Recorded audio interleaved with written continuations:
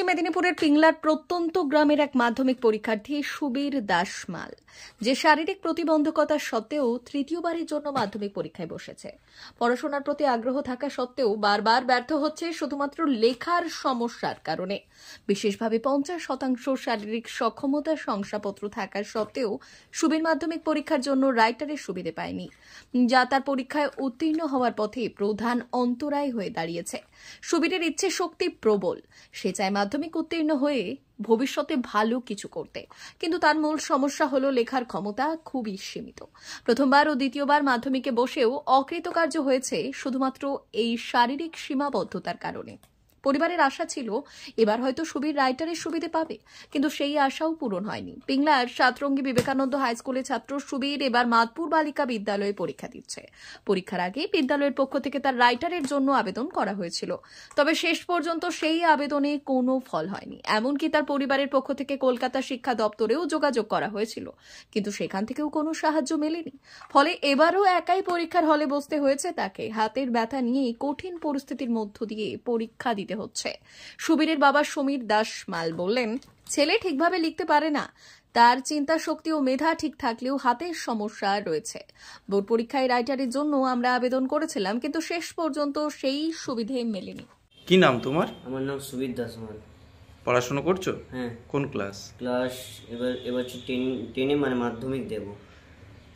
আমি এবারে তৃতীয়বারে মাধ্যমিক দেব। তৃতীয়বার? হ্যাঁ, কারণ 2 বছর কেটে গেছিল।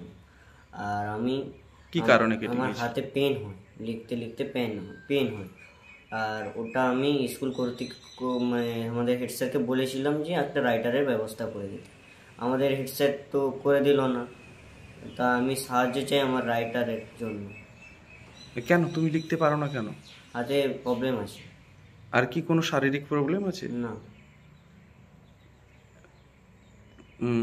ডাক্তার দেখিয়েছিলে? হ্যাঁ। এ নিয়ে কি লেখার সমস্যা হয় খুব? হ্যাঁ। কোন স্কুলে পড়ো? আমি সাতরঙ্গী বিবেকানন্দ হাই স্কুল। সেন্টার কোথায় পড়েছে? মাদপুর বালিকা বিদ্যালয়। বাড়ি থেকেই যাতায়াত করো? হ্যাঁ। কে নিয়ে যায়? বাবা মা। এই যে তুমি পরীক্ষায় গত 2-3বার ফেল করেছো, আবার এবছরও কি একটা আশঙ্কা রয়েছে? হ্যাঁ, রয়েছে ফেলের আশঙ্কা, কারণ আমার রাইটার হলে ভালো হয়, হাতের প্রবলেম না। অনেক দেরি হয় লিখতে? হ্যাঁ। আর কি সমস্যা হয়? আর বেশি কিছু হাতটা মানে যন্ত্রণা হয়, মানে এতটার মতো ব্যথা হয় বেশিক্ষণ লিখলে। কি নাম তোমার? সুবীর দাসমাল। হেড স্যার কি বলেছে?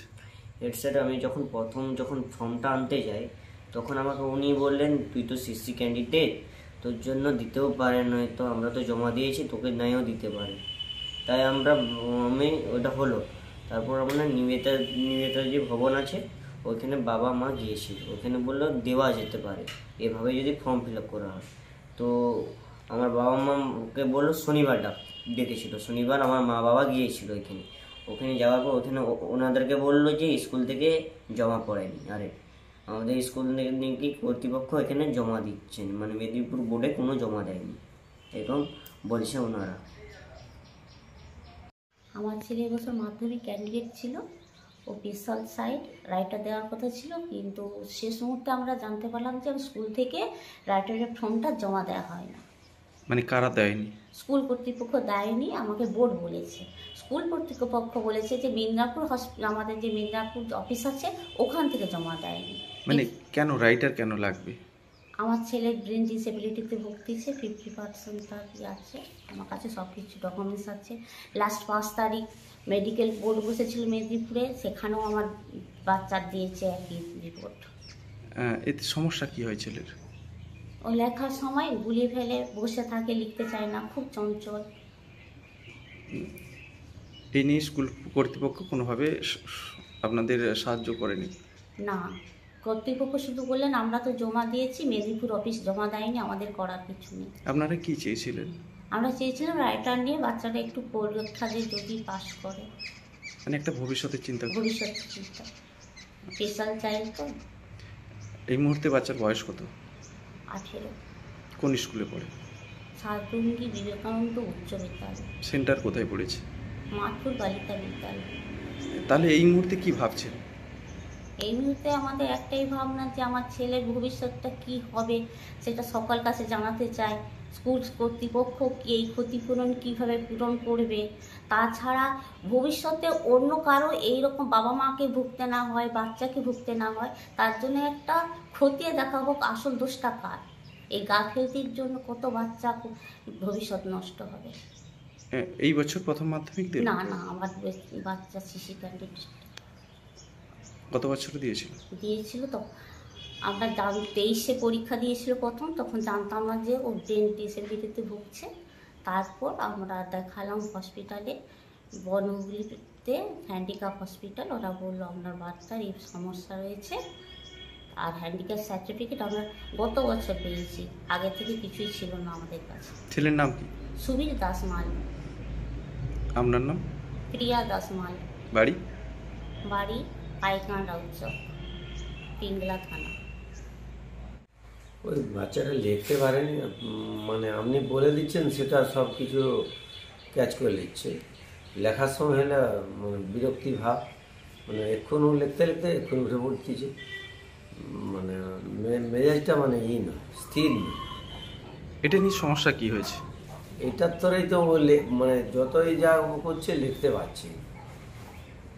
হ্যাঁ, লিখতে পারছে না, কিন্তু এটা নিয়ে সমস্যা কি হয়েছে আপনাদের? সমস্যা বলতে আমরা মানে ধরুন 23 সালে পরীক্ষা দিল, তখন বুঝতে পারিনি। 24 সালেও যখন আমরা সব কিছু মেডিকেল টেস্ট করার পর বুঝতে পারলাম, বোঝার পরে আমরা স্কুলকে জানালাম যে রাইটার দিতে হবে। কিসে পরীক্ষা দিচ্ছে? মাধ্যমিক। এবছর আবার মাধ্যমিক দিচ্ছে? মানে কেন লিখতে পারে না কেন? ওই ব্রেনটা আছে, আইকিউটা 50 আছে। আচ্ছা, যার কারণে কি হাতের কোনো প্রবলেম হয়? হাত বলতে ওই হাতে যেন মানে অসাড়ের মতো হয়, বা লিখতে পারেনি, পেন কলম ঝাড়বে, সব কিছু করবে। ঠিক যে গাড়ির ওর রাইটিংয়ের সমস্যা আছে, রাইটিং করতে গেলে ওর হাত কাঁপে, এবং হাত কাঁপে, তা সত্ত্বেও ওর মানে একটু প্রবলেম আছে, ওই কারণে মানসিক প্রবলেম আছে একটু, মানে 50%, যাকে বলে আমরা বলা হয়, যেটাকে কি মনে করছেন যদি রাইটার পাই? মনে হয় পাওয়া খুব ভালো হতো, রাইটার দিলে পরীক্ষা দিলে খুব ভালো হতো। সেটাকে এটা না দেওয়ার ফলে খুব অসুবিধাই হবে ছেলেটার পক্ষে, মানে কি যেহেতু একটা প্রতিবন্ধী টাইপের, তাই সেই কারণে একটু মানে দিলে ভালো হতো, রাইটার একটা দিলে খুব ভালো হতো, একটা সাপোর্ট পেত, সাপোর্ট পেত আর কি। এইটাই। কি বলবেন এই নিয়ে? কি বলবো, এটা খুব ভালো হতো, রাইটার পেলে, একটা না পেলার জন্য আবার হয়তো ফেল করে যাবে না, কি করবে, সেটাই কথা। আপনি এলাকাবাসী? আমি এলাকাবাসী। কি নাম আপনার? আমার নাম সুব্রত অট্ট। বাড়ি পাইকানা উৎসব। 399 hotel and restaurant, Narayangarh bypass, পশ্চিম মেদিনীপুর। আমাদের এখানে সকাল, দুপুর ও রাত্রিকালীন আহারের সুব্যবস্থা রয়েছে। সকালের টিফিনে পাবেন স্ন্যাক্স, পরোটা, আলুর paratha, bread omelette, bread toast, dosa, idli, sambar বড়া সহ অন্যান্য আইটেম। দুপুরের খাবারে পাবেন ভেজ ও নন ভেজ আইটেম, লাউ চিংড়ি, চিংড়ি মালাইকারি ও ইলিশের নানান পদ, ভাত, খাসি ও মুরগির মাংস। রাতের খাবারে থাকছে একাধিক ইন্ডিয়ান ও নন ইন্ডিয়ান সুস্বাদু ও সুস্বাস্থ্যকর খাবার। সুলভ মূল্যে ও পরিচ্ছন্ন খাবারের একটাই ঠিকানা, P99 hotel and restaurant, Narayangarh bypass, Narayangarh, পশ্চিম মেদিনীপুর। বিশেষ দ্রষ্টব্য, আমাদের এখানে সকল অনুষ্ঠানে খাবারের অর্ডার নেওয়া হয়।